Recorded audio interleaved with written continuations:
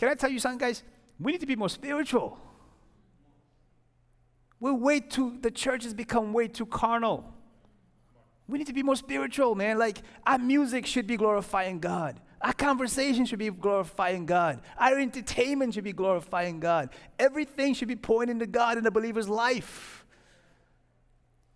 The reason why people are afraid of Jesus' return is because they don't have a relationship with him.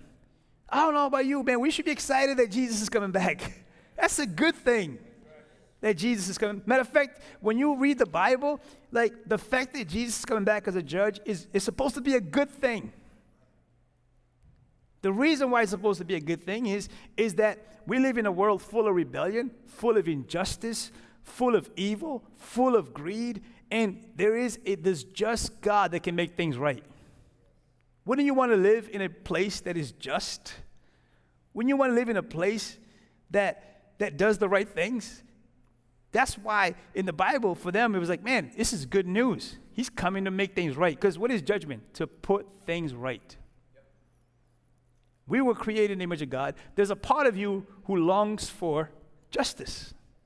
When you're wrong, you want someone to put things right. When you see someone get wronged, something in you says, that's not right.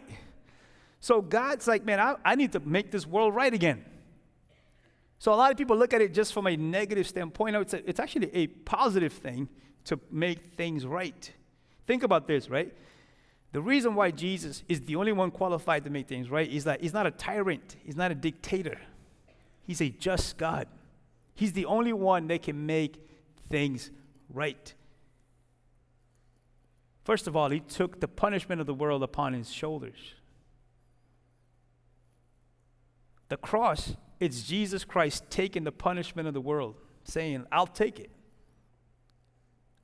I'll take it. So that no one has an excuse. Look, when you look at a cross, no one has an excuse.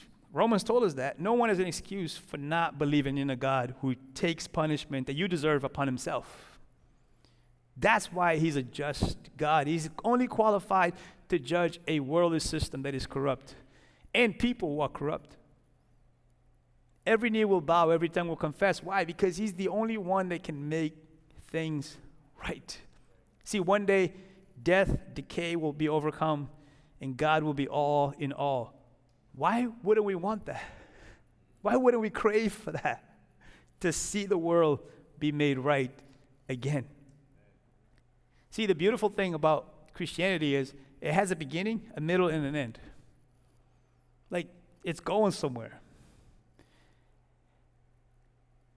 Every story that we love has a redemptive curve on it. Why is it that things like Chronicles of Narnia and Lord of the Rings and Harry Potter are so famous? It's because of this redemptive narrative. It's biblical. See, a lot of times people read the book of Revelation like, it's crazy. I'm like, yeah, don't you like that movie? What do you think that movie's doing? It's trying to point you to the bigger reality. There's a redemptive narrative in the world. Like, the whole thing is bent for justice. That's why we love when the hero overcomes. Right? Why? Because God put that in us. To be people of justice, to be people of hope. That at the end game is good, if you are a Marvel fan. Like, the end game is that Jesus will make things right.